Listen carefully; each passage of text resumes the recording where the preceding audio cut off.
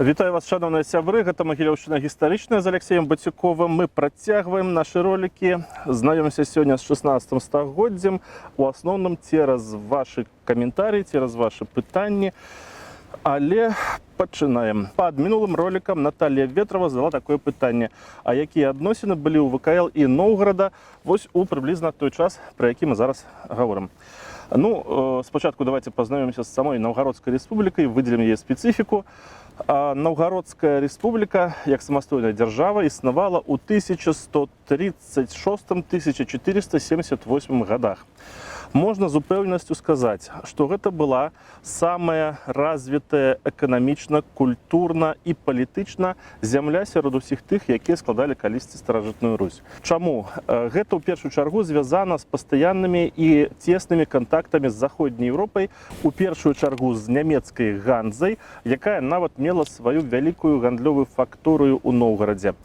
Новгородская республика актыўна каланізуе ў гэты час паўночна-ўсходнюю частку ўсходняй Европы, аж даходзячы да ледавітага акіяна і да Урала.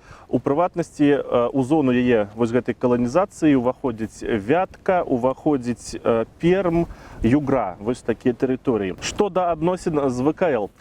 Першыя сутычкі з Літвой адбываюцца ўжо ў пачатку 13 стагоддзя, у той час, калі толькі-толькі ствараецца гэтая дзяржава.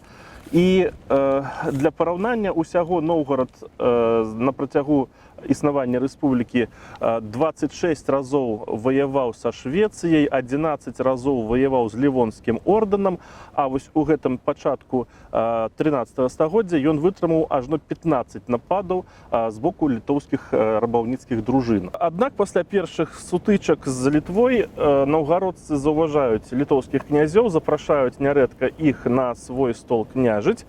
У прыватнасці яны запрасілі да сябе князем Семёна Лугвенія, таго самага, который потым будзе мсціслаўскім князем, пра яго мы ўжо казалі раней. Сямён Лугвеній вызначыўся, будучы новгародскім князем, даволі цікавым палітычным ходам.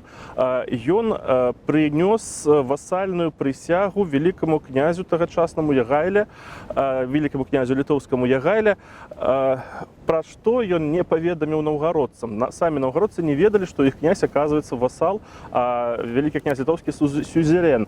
У той жа час вялікія князі літоўскія ўспрымалі гэта вельмі сур'ёзна і абсалютна беспастаўна. Аднак на поўным сур'ёзе вялікія князі літоўскія з гэтага часу, вось з канца 14 стагоддзя, пачынаюць настойваць на тым, каб новгародскія землі ўвайшлі ў склад Вялікага княства літоўскага.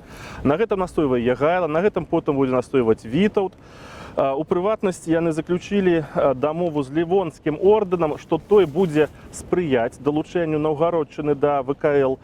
Таксама яны атрымалі ад пап рымскіх, ад двух розных пап рымскіх, Ягайла і Вітаўт, буллы, у которых яны прызнаюцца новгародскімі вікарыямі. Вітаўт некалькі разоў хадзіў паходамі на Новгарад, але яны скончыліся беспаспяхова. Самы буйны такі паход ён ладзіў у 1428 годзе. Ну і варта адзначыць, што узвышэнне Вялікага княства літоўскага ў гэты час ва ўсходняй Еўропе, узвышэнне Масквы ў гэты час ва ўсходняй Еўропе прывялі да таго, што ў Новгарадзе сфарміраваліся две буйныя палітычныя партыі, нават тры. Гэта пралітоўская, прамаскоўская і асобная незалежніцкая партыя, которая лічыла, што неабходна карыстацца падтрымкай адных супраць другіх, потым падтрымкай другіх супраць першых, імкнулася лавіраваць. Новгародскую незалежніцкую партыю ў сярэдзіне 15 стагоддзя узначальваў архібіскуп Яўфімій. Можна сказаць, што пры гэтым біскупе Новгародская рэспубліка дасягнула сваёй найвышэйшай велічы і магутнасці.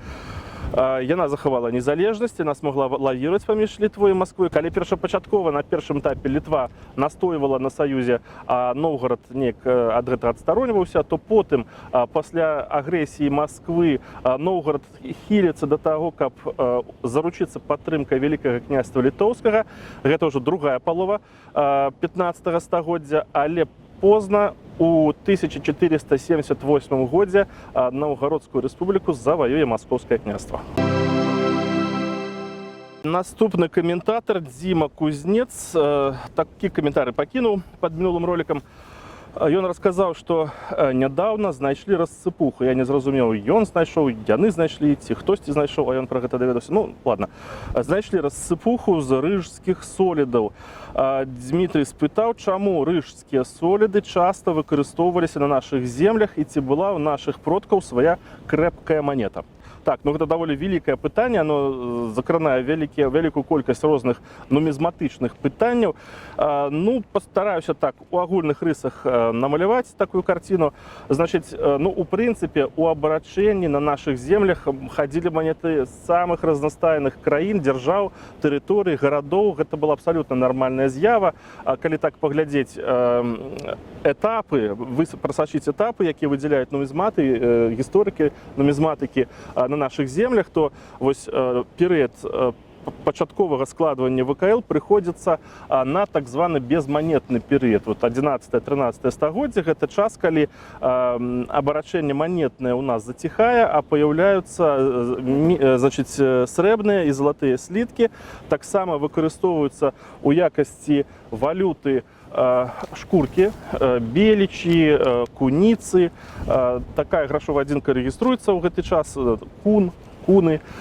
Таксама выкарыстоўваецца ў якасці дробнай плацёжнай адзінкі, драбнейшай плацёжнай адзінкі ракушкі малюскаў кауры. У 14 стагоддзі ў Еўропе адбываецца невялікі такі бум у Чэхіі, дзе пачынаюць чаканіць даволі вялікую колькасць срэбных манет, пражскіх грошай. Вось пражскія грошы запаланяюць нашы землі ў 14 стагоддзі, у 15 стагоддзях. Ён пануе у 14 жа стагоддзі. У Вялікім княстве літоўскім пачынае фарміравацца свая ўласная манетная сістэма, даволі разгалінаваная. Яна ўключала ў сябе дынарый, ну пра дынарый яшчэ скажам, ўключала ў сабе паўгрош, грош, паўтарак, альбо паўтары грошы, альбо 3 паўгрошы, яшчэ можна так назваць, 2-грашовую манету, 3-грашовую манету і далей. Гэтая ўласная манетная сістэма абсалютна спакойна суіснавала з іншымі манетамі. Тады, перш за ўсё, цанілася вартасць манеты, ёсць ці і колькі ёсць срэбра. Вось, калі срэбра пачынае змешвацца з іншымі металамі, то гэта ўжо прыводзіць да абясцэньвання манеты, да інфляцыі. Гэта ўсё, ну, можа, потым яшчэ разгледзім. Што да эмісіі канкрэтна рыжскіх солідаў, пра которые спытаў Дмітрий, то яна адбываецца ў канцы 17 стагоддзя, і гэта было звязана з тым, што Швецыя авалодала Лівоніяй і выкарыстала магчымасць права Рыгі друкаваць свае ўласныя грошы для таго, каб тут масава надрукаваць вот тыя самыя рыжскія соліды. Яны і распаўсюдзіліся масава потым на нашых тэрыторыях таксама, ну, в прынцыпе, на землях усходняй Еўропы. Ну і варта заўважыць, што вось гэтыя рыжскія соліды гэта ўжо не паўнавартасная манета, гэта нават не срэбраная манета, гэта білон.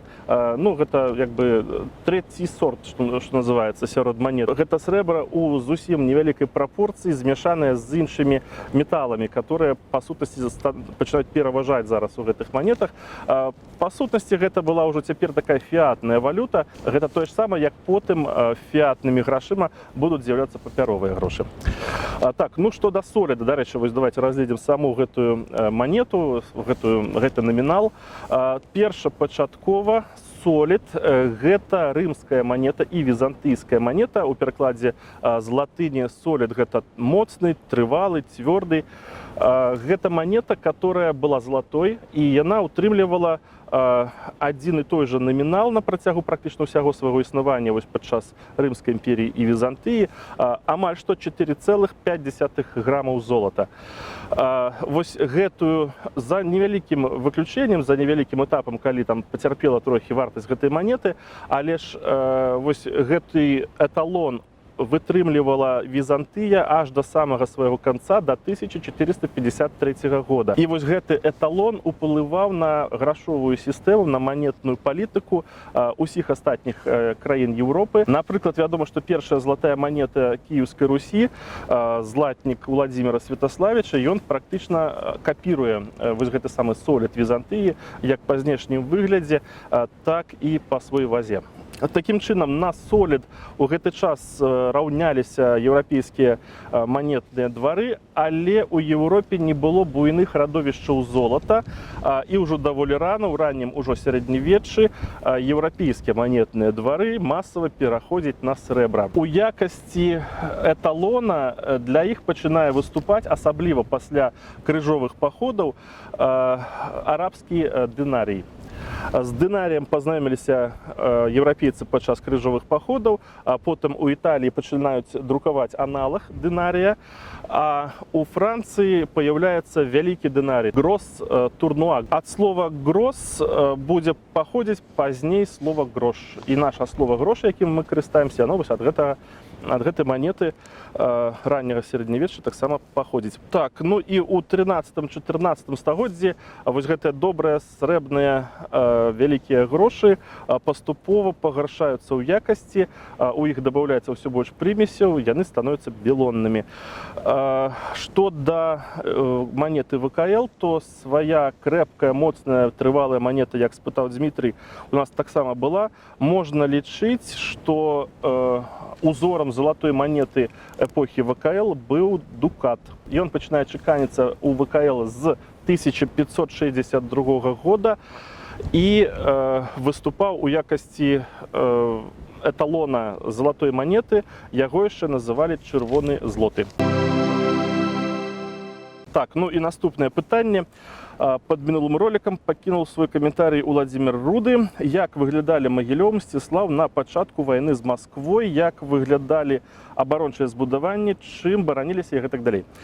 Ну, пачну я з Мсціслаўскага замка, пачну з мсціслаўскіх абарончых збудаванняў, паколькі гэта, напэўна, самы буйны і самы паспяховы замак гэтага часу, вось пачатковага перыяду войн з Масквой.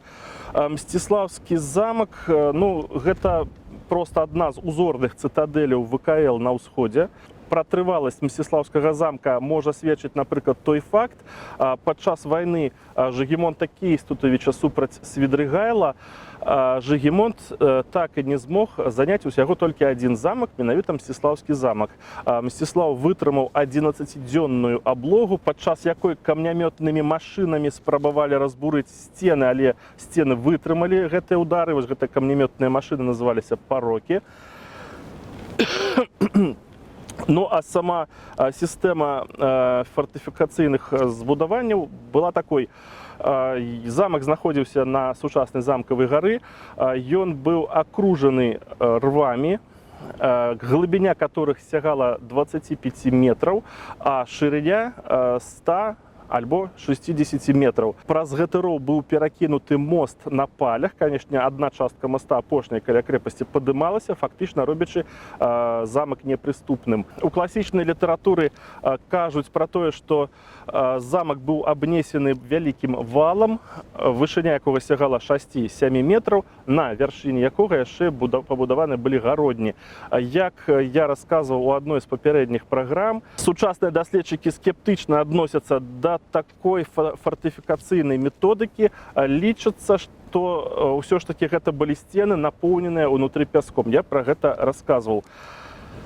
Ну і унікальнасці Мсціслаўскага замка дадавала вежа-данжон, васьмівугольная вежа, якая была драўлянай. Гэта унікальны выпадак. Больш нідзе ва ўсходняй Еўропе мы не ведаем прыкладаў драўлянай вежы-данжона. Ну, вежа-данжон – гэта вежа, которая знаходзіцца за сценамі, на не ўбудаваная ў сцены, а ўнутры за сценамі замка. Аналаг такой вежы – гэта вежа з белай вежы. У 1501, 1502, 1508 двойчы, у 1514 годах беспаспяхова маскоўскія войскі спрабавалі штурмам узяць Мсціслаўскі замак. Ён вытрымаў гэтыя аблогі, а упершыню будзе ўзяты, ён і спалены, і жыхары будуць знішчаныя толькі практычна праз 150 гадоў. Падчас вайны Рэчы Паспалітай і Масквы ў 1654-1667 годах. Што ж да Магілёўскага замка, калі ўзяць той жа самы перыяд, як калі існаваў Мсціслаўскі, то Магілёўскі замак выглядаў не вельмі. Што пра гэта сведчыць? Той факт, што ўжо ў 1526 годзе Магілёўскі замак вырашана цалкам змяніць, перабудаваць. Ён руйнуецца, падсыпаецца гара, будуецца абсолютно новый замак, які потым будзе выступаць ужо ў якасці цытадэлі, такога ключавога звена у агульнай багатай вялікай сістэме абарончых збудаванняў. Про Магілёўскі замак я падрыхтаваў у свой час вялікі матэрыял на сайце 6TV Buy. У каментарыях да гэтага ролика я пакіну спасылку, дзе вы зможаце пазнаёміцца з гэтым матэрыялам. Так, ну і некалькі слоў пра той перыяд, да которага мы з вами зараз падыходзім. Літаральна так, для того, каб завяршыць сённяшнюю тэму і перакінуць мосцік на наступную тэму. 16 стагоддзе. З чым мы прыходзім у 16 стагоддзе, а гэта славутае вялікае стагоддзе, гэта стагоддзе росквіту беларускай, старабеларускай, старажытна-беларускай культуры, росквіту старажытна-беларускай літаратуры, мовы. Старабеларуская мова зараз пануе і ў паўсядзённым, і ў канцылярскім ужытку у Вялікім княстве літоўскім на працягу практычна ўсяго гэтага стагоддзя. З чым мы прыходзім у 16 стагоддзе, у гэты час мы прыходзім з буйным знешнепалітычным супрацьстаяннем, якое зменіць потым увесь гэты рэгіён. Гэта супрацьстаянне з Масквой, і гэта супрацьстаянне і культурнае зараз, ужо і палітычнае, і цывілізацыйнае. Хацелася б зрабіць адно важнае падсумаванне. У гэты час, у пачатку 16 стагоддзя, мы пабачым сутыкненне двух розных цывілізацыйных сістэм, калі кажам пра маскоўскую дзяржаву і пра Вялікае княства літоўскае. Здаецца, адна спадчына, здаецца, выраслі большай часткай гэтыя землі са спадчыны Кіеўскай Русі, але ўжо цывілізацыйныя змены адбыліся, ключавыя рашэнні былі прыняты ў 15 стагоддзі. Вялікае княства літоўскае ператвараецца ў еўрапейскую дзяржаву з верхавенствам закона. Улада манарха ў гэты час ужо абмежаваная. Я ў мінулы раз расказваў пра рашэнне, которое было прынята вялікім князем Александром. У адрозненне ад ВКЛ у Маскве абсалютная, нічым не абмежаваная улада монарха, цара.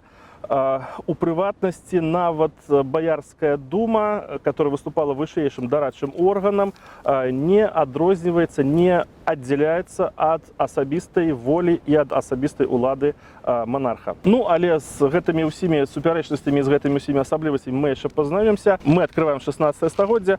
На гэтым у мяне ўсё. Усяго вам добрага, да пабачэння.